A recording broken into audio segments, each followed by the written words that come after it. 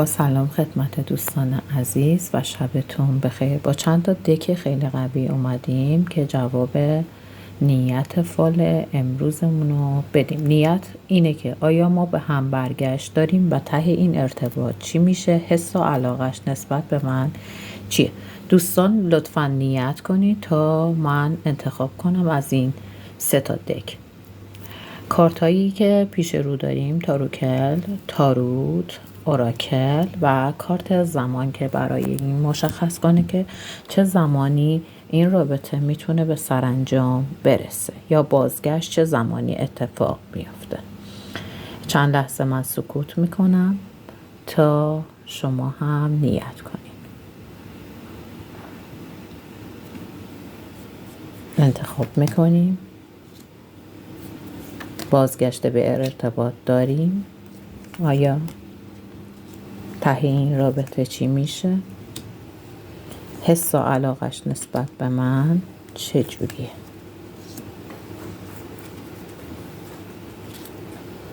واو، اکثرا تو یک رابطه دوتایی قرار داریم و این رابطه روی بلا تکلیفی قرار داره. نماد انتظار براتون توی رابطه دیده میشه. تغییر و تحولاتی بعد از 2 وعده برای شما هست. آقایی که پنهانکاره یا احساساتش رو بروز نمیده توی رابطه از شما فاصله میگیره. یعنی در واقع یک رابطه برای شما پوچ میشه. ترس و اضطرابی رو نسبت به یک آقا یا توی یک رابطه دارید. این رابطه اول میتونسته پر از اتفاقهای خوب باشه، اما رفته رفته آقا فاصله گرفته و خودش رو برای شما کمرنگ کرده. خبر پیام به زودی از جانبش خواهید داشت. آقا در انتظاره که شما به سمتش برید. خیلی ناامید شدید نسبت به ارتباطتون و شما شدیداً منتظر هستید که ایشون به سمت شما بیاد. یعنی که احساس میکنید این رابطه کاملا کات شده و کاملا ناامید هستید. یه فکری به سرتون میزنه یا یک پیام باعث میشه یک فکری توی مغزتون جرقه بزنه. به زودی از جانب اون شخص برای شما خبر دیده میشه. بازگشت به ارتباط براتون دیده شد عزیزان. روی 5 وعده خیلی نزدیک یا روز 5 شنبه یا اینکه 12 همین ماه برای شما اتفاقات خوبی رو پیش بینی میکنم.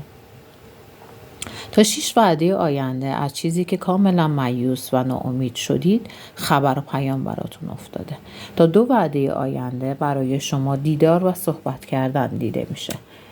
توی مسیر رابطه مدتی بیچشم‌رویی یا خسته شدن براتون افتاده. شدیداً ناامید هستید و به این فکر میکنید که این رابطه بنبست کامل یا کاتی کامل داره. من میبینم که هر جفتتون، هم شما هم آقا، مدتی حالت گاردگیری دارید یا اینکه هر جفتتون منتظر هستید سمت هم برین اما شروع کننده کسی نیست.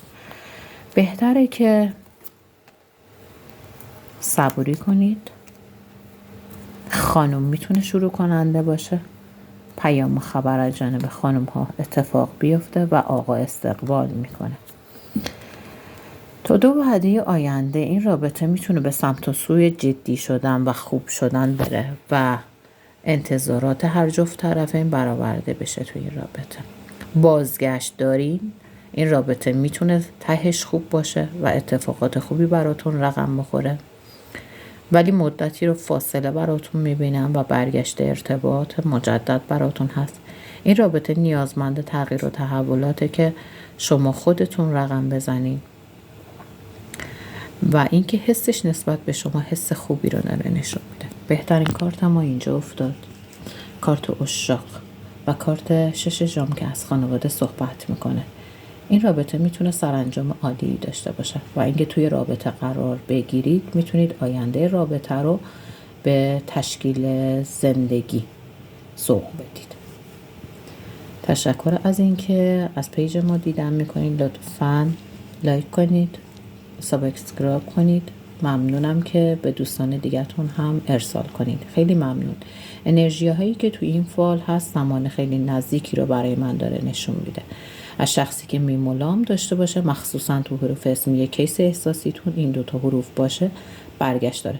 یا اینکه آقایی که سبز رو باشه، قد متوسط داشته باشه، آقایی که توی صورتش قیافه جذابی داره، یا اینکه آقایی که چشمای قشنگی داره، و یک آقایی که نماد عنصر بادو داره نشون میده. ایشون به سمت شما برگشت داره. گفتم تو رابطه، اگر تو رابطه دوتایی قرار دارید، یک رابطه‌تون براتون پوچ میشه. اونی که پوچ میشه آقای سبز روه، پوچ میشه. خیلی ممنون، شبتون بخیر.